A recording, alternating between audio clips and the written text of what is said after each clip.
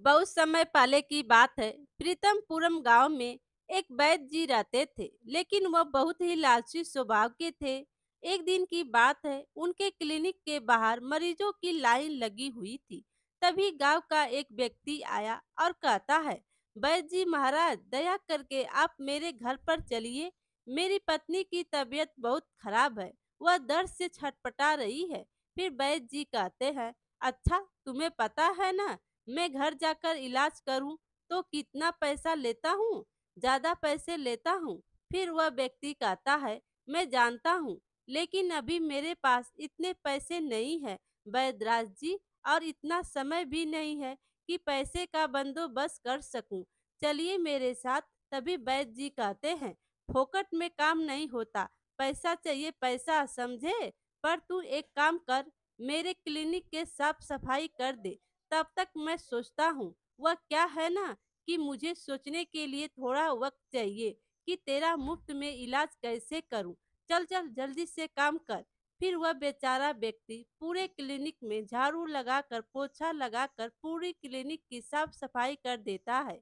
फिर वह कहता है, मैंने सब साफ कर दिया महाराज, अब मेरे साथ चलिए।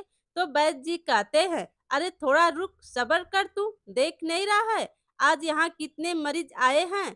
तू एक काम कर, मेरी गाड़ी बाहर खड़ी है, थोड़ा उसकी भी साफ सफाई कर दे। तब तक इन मरीजों का इलाज करता हूँ, ठीक है?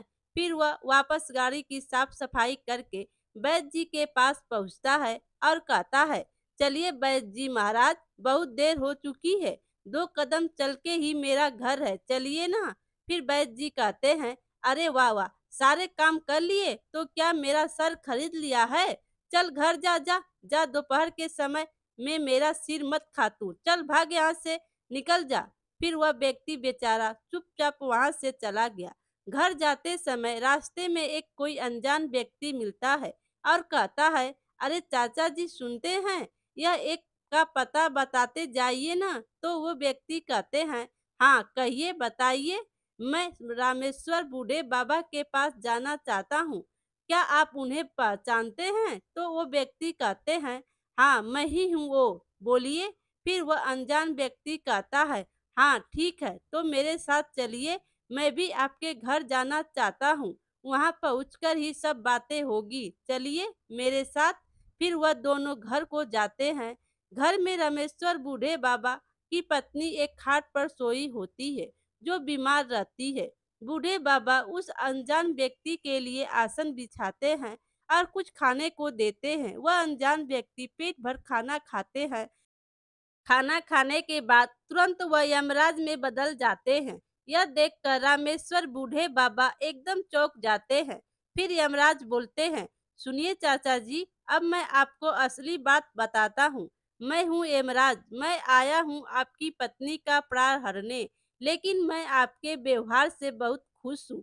मैं आपको सोने के मोहरे देता हूँ और उनके प्राण लेकर जाता हूँ। फिर यमराज ने एक कलश भर के सोने के मोहरे रामेश्वर जी को दे दिए। फिर रामेश्वर जी कहते हैं, नहीं नहीं, मुझे सोना वोना कुछ भी नहीं चाहिए, आप सिर्फ दया करके मेरी पत्नी का प्राण वापस कर दीजिए, इतनी दया कीजिए मुझ पर। फिर यमराज कहते हैं, सुनिए, जीवन और मरण मेरे हाथ में नहीं है, मैं किसी के प्राण भी बचा नहीं सकता, लेकिन हाँ, अगर तुम अपनी पत्नी को होश में लेकर आ जाओगे तो मैं उनके प्राण नहीं ले जाऊंगा, वरना आज उनका आखिरी दिन है। फिर रामेश्वर जी कहते हैं, ठीक है प्रभु। इतना कहकर यमराज गायब हो जाते हैं। फिर रामेश्वर जी सोचते हैं, अगर मैं ज्यादा पैसे देकर वैद्य जी महाराज को यहाँ ला सकूं तो मैं अपनी पत्नी को होश में ला सकता हूँ। अभी भी शाम नहीं हुई है, मैं अभी भी जा सकता हूँ उनके पास, अभी मुझे चलना चाहिए उनके पास। फिर बूढ़े बाबा अपने कलश में से 2 सोने की मोहरें ले लेते हैं और वैद्य जी के पास जाते हैं। वैद्य जी के क्लिनिक में पहुंचते ही वैद्य जी रामेश्वर जी को कहते हैं, हाँ फिर से आ गया तू मुझे तंग करने, पैसा लाया है, पैसे पैसे, पहले पैसे लूंगा फिर चलूंगा, क्या कह रहा है? रामेश्वर जी कहते हैं, हाँ वैद्य जी महाराज, यह लीजिए। और फिर वह 2 मोहरे उनके हाथ में दे देता है। फिर वैद्य जी चौंकते हुए पूछते हैं, यह सोने की मुद्रा कहाँ से लाया तू? फिर रामेश्वर जी कहते हैं, मैं यह सब बाद में बताऊंगा आपको। अभी दया करके आप मेरे साथ में चलिए। तो वैद्य जी कहते हैं, हाँ हाँ चलूंगा चलूंगा, अरे चलना, मुंह क्या देख रहा है, चल जल्दी चल जल्दी चल, बहुत काम बाकी है। फिर वैद्य जी रामेश्वर जी के घर पहुंचते हैं और उनकी पत्नी को चेक करते हैं। तो रामेश्वर जी हाथ जोड़कर कहते हैं, आप मेरी पत्नी को बचा लीजिए वैद्य जी। फिर वैद्य जी कहते हैं, वही तो कर रहा हूं ना मैं। तू एक काम कर, एक बड़ी सी कटोरी ला और एक लोटा पानी ला, ला जल्दी कर। फिर रामेश्वर जी अपने घर में से एक कटोरी और एक लोटा पानी लाकर वैद्य जी को देते हैं। फिर वैद्य जी उस कटोरी में पानी डालते हैं और दवा मिलाते हैं और कहते हैं, ए बूढ़ी माँ, ये जल्दी से दवा पी लो, चलो पियो पियो। दवा पीते ही बूढ़ी माँ को होश आ जाता है और वह खाट से उठकर बैठ जाती है। फिर रामेश्वर जी कहते हैं, वैद्य जी महाराज, आपके हाथों में तो जादू है। अगर आज आप नहीं होते तो मैं इसे कभी नहीं बचा पाता। फिर वैद्य जी हंसते हुए कहते हैं, हाँ हाँ, यह तो अच्छी बात है कि तू पहले ही जान गया कि तेरी बीवी बीमार है, इसी से तेरी बीवी की जान बच गई। फिर वैद्य जी पूछते हैं, सोने की मुद्रा कहाँ से लाया तू, हाँ? तभी रामेश्वर जी अपने घर के अंदर जाते हैं और दो सोने की मुद्रा लाकर वैद्य जी को दे देते हैं। फिर वैद्य जी कहते हैं, अरे लेकिन यह सब की क्या जरूरत थी, हाँ? इतना कहकर वैद्य जी सोचने लगे, यह कैसे संभव है कि सुबह जो बूढ़ा मेरे सामने गिड़गिड़ा रहा था, पैसे नहीं है, कह रहा था, आज उसके पास इतनी स्वर्ण मुद्राएं कहाँ से आई, हाँ? यह क्या रहस्य है, इसका भेद मुझे लेना ही होगा। फिर वापस जब वैद्य जी को छोड़ने के लिए रामेश्वर साथ में जाता है, तो वैद्य जी रामेश्वर बाबा से पूछते हैं, अच्छा एक बात बता रामेश्वर, यह स्वर्ण मुद्राएं तुझे कहाँ से मिली? फिर रामेश्वर बाबा सारी घटना सच सच बता देता है कि मुझे स्वर्ण मुद्राएं कहाँ से मिली और कैसे मिली। फिर वैद्य जी अपने मन में सोचने लगे कि मुझे किसी भी हाल में यमदूत आने से पहले यह स्वर्ण मुद्राएं छीननी नहीं होगी। जल्द से जल्द घर जाकर बीवी से सलाह मशुरा करता हूँ कि उसकी स्वर्ण मुद्राएं कैसे छीन लूं। चलो चलो।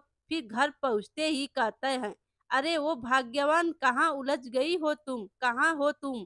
अरे लक्ष्मी माता आकर बैठी हैं, बस उसे वहां जाकर हमारे घर लाना है। फिर वैद्य जी की पत्नी कहती है, क्या क्या कह रहे हैं आप? तो वैद्य जी अपनी पत्नी को वह सारी घटना बताते हैं कि कैसे रामेश्वर के घर में सोने की मोहरों का कलश पड़ा हुआ है, जो यमराज ने दिया है। फिर वैद्य जी की पत्नी कहती है, सुनो सुनो, और देर करना ठीक नहीं होगा। इस तरह से हम लक्ष्मी को दूर नहीं रख सकते हैं। जो भी करना है आज रात को ही करना होगा। फिर वैद्य जी कहते हैं, हाँ सही कहा तुमने, इसलिए तो मेरा दिमाग चल रहा है। वैद्य जी के घर में एक हिरण की मूर्ति पर सिंह वाला मुकुट रखा होता है। तो वैद्य जी की पत्नी कहती है, इस सिंह से ही काम पूरा होगा और आज एक काम हम रात के अंधेरे में पूरा करेंगे। फिर वैद्य जी वो हिरण का मुकुट अपनी पत्नी को पहनाते हैं। तभी उनकी पत्नी कहती है, अंधेरे में इतने चमक धमक वाले राज पोशाक की जरूरत नहीं है, सिर्फ डराने से ही काम होगा। फिर रात में वे दोनों रामेश्वर बाबा के घर के बाहर पहुंच जाते हैं। फिर वैद्य जी की पत्नी उसका दरवाजा खटखटाती है। फिर रामेश्वर बाबा उठते हैं और कहते हैं, इतनी रात को कौन आया यहाँ, कौन है कौन है इतनी रात को? तो वैद्य जी की पत्नी बोलती है, सुन जल्दी जल्दी उठ जा, मैं यमदूत हूँ और कहती हूँ, अरे मूर्ख, मैंने कहा था कि पूरी तरह स्वस्थ हो जाना चाहिए, लेकिन पूरी तरह स्वस्थ नहीं हुई है, इसलिए मैं लेने आया हूँ। तो रामेश्वर जी घबराते हुए कहते हैं, आप बताइए मुझे मुझे क्या करना होगा? फिर वैद्य जी की पत्नी कहती है, अच्छी तरह से सुन, मैंने जो तुझे स्वर्ण मुद्राएं दी थी वह सारी मुझे वापस कर दे, तभी मैं बूढ़ी की जान बचा सकता हूँ। फिर रामेश्वर बाबा कहते हैं, आपकी बहुत मेहरबानी, आप रुकिए, मैं आपकी सारी स्वर्ण मुद्राएं आपको चर्रों में डाल देता हूँ। फिर रामेश्वर बाबा अपने घर के अंदर जाकर वह सारी स्वर्ण मुद्राएं लाते हैं और कहते हैं कि इससे पहले भी हम जब हमारे पास पैसे नहीं थे, तब भी हम ठीक से रह लेते थे। हम फिर साथ रह के ऐसे ही दिन काट लेंगे। यह मैं उनको दे देता हूँ। मैं इन सोने की मोहरों को दरवाजे के बाहर रख देता हूँ। फिर रामेश्वर बाबा वह कलश दरवाजे के बाहर रख देते हैं और दरवाजा बंद करके हाथ जोड़कर कहते हैं, लीजिए प्रभु, आपकी दी हुई चीज आप वापस ले जाइए और मेरी पत्नी के प्राण बख्श दीजिए। फिर वैद्य जी की पत्नी कहती है, इतनी आसानी से मेरा काम हो जाएगा, यह मैंने सोचा नहीं था। और कहते हुए हंसने लगती है और कहती है, अब जल्दी जल्दी यह सब स्वर्ण मुद्राएं लेकर मुझे यहाँ से चले जाना होगा। कह नहीं सकती कि कब कौन नजर लगा देगा। हाँ, और फटाफट वह कलश उठाती है और दोनों अपने घर की ओर दौड़ते हैं। तभी उनके पीछे यमराज प्रकट होते हैं और कहते हैं, मैं भी देखता हूँ कि वैद्य जी की महाराज कैसे इतनी आनंदित रह सकते हैं। फिर वह दोनों अपने घर पहुंच जाते हैं और वैद्य जी की पत्नी उस कलश से सारी मुद्राएं नीचे गिरती है और खुश होती है। यह सब यमराज उनकी घर की खिड़की से देख रहे होते हैं। वैद्य जी की पत्नी उन मोहरों से खेलती रहती है और खुश होती है। तभी वैद्य जी कहते हैं, अरे चलो चलो, अब जल्दी से उठकर इन्हें रखो, बच्चों की तरह खेलो मत। फिर वैद्य जी कहते हैं, चलो एक काम करता हूँ, पहले तुम्हारे सिंग निकाल देता हूँ, फिर इन्हें एक जगह जमा करके रखता हूँ। तभी यमराज खिड़की से अपने हाथ को उठाकर श्राप देते हैं और उनमें से चमत्कारी किरण उनकी पत्नी पर गिरती है, जिससे उनकी पत्नी बकरी की तरह बोलने लगती है और उसके सिंग सर पर ही जमा हो जाते हैं। फिर वैद्य जी की पत्नी बकरी की आवाज में बोलने लगती है। तो वैद्य जी कहते हैं, अरे ये क्या, क्या तुम सच में बच्ची हो गई हो? फिर से वैद्य जी की पत्नी बकरी की आवाज में बोलती है, फिर वैद्य जी कहते हैं, चलो फिर मेरे साथ मस्ती मजाक मत करो, चलो मैं तुम्हारे सिंग निकाल देता हूँ, आ जाओ। फिर वैद्य जी अपनी पत्नी का सिंग वाला मुकुट खींचने लगते हैं और अपनी पूरी ताकत लगा देते हैं, लेकिन वह खिंचाता ही नहीं है और सिंग निकलता ही नहीं है और कहते हैं, अरे यह क्या, यह क्यों नहीं निकल रहा है? और उधर उनकी पत्नी बकरियों की तरह में आती रहती है, क्योंकि सिंग खींचने से दर्द हो रहा था और रो भी रही थी। फिर वैद्य जी कहते हैं, ये क्या, तुम बकरियों की तरह में क्यों कर रही हो, क्या हो गया तुम्हें? फिर वैद्य जी की पत्नी अपने आप से कहती है, अरे यह क्या हुआ, मैं कुछ बोल क्यों नहीं पा रही हूँ, यह सिंह भी तो खुल नहीं रहा है। तभी वैद्य जी जोर से खींचते हैं तो नीचे गिर जाते हैं और वैद्य जी कहते हैं, अरे अरे मेरा सर्वनाश हो गया, मेरी बीबी बकरी बन गई, अब मेरा क्या होगा, और रोने लगता है। तो यमराज जी कहते हैं, इतने दिन सब गरीबों को बकरी समझकर बेवकूफ बनाते थे, अब तू भी बकरी बनकर रहेगा जिंदगी भर। इतना कहकर यमराज जी गायब हो जाते हैं।